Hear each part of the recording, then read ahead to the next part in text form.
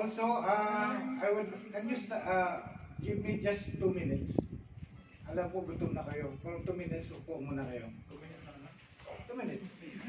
I would nagustuhan ko yung idea ni Sister Johanny na suggestion niya nung nagkaroon ng meeting na there is evaluation sa music ministry team o worship team.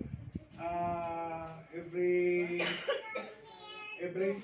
practice nila, mapag-usapan nila yung mga naging performance ng music, no? So I think it can be applied also. It's good if we applied it in the whole ministry, no? So every Friday we gonna have our evaluation. Ano yung mga ministry na may problema? Ano yung dapat natin gagawin, no? So ganun siguro, no? And then ito kanina habang pinapanalangin ako kanina, kami ng ating Johanny kanina, yung mga pastor, the Lord revealed to me na i-reveal ko to sa inyo, ikwento ko to sa inyo, no?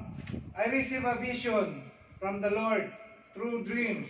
Ito marami ng mga panalangin, no, na nagre-reveal si Lord sa akin, no, sa pamamagitan ng dreams. I dreamed 2 weeks ago na meron daw kami sa labas, no, dito daw tayo sa kabila, dahil may activity sa kabila. And then nung lumabas daw ako, nakita ko, doon sa labas daw, nakapila ang daming tao. Daming tao nakapila papasok dito. Dito daw sa loob, marami na rin daw tao. So, sabi ko sa mga kapatid, sabi ko, bakit may gawain? Bakit maraming tao pumapasok? Meron bang gawain? Tapos sabi ko, mga kapatid, bilisan nyo kasi baka mahalata tayo, dami-dami tayo. Sabi ko, diretso na. Daming tao. So that is the vision that was showed to me ng Panginoon. Pinakita ni Lord yun. And yun ay mangyari.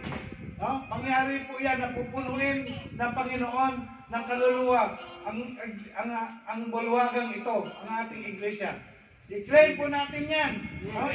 I-claim po natin na tayo po dito sa hindi lang ganito ang bilang natin, no? Pupunuin ng Lord ng kaluluwa itong natin, worship hall natin. Amen? For His glory. Amen. No? Mangyari yan. Yun ang vision na pinakita ni Lord sa akin. Paniwalaan po natin. Amen.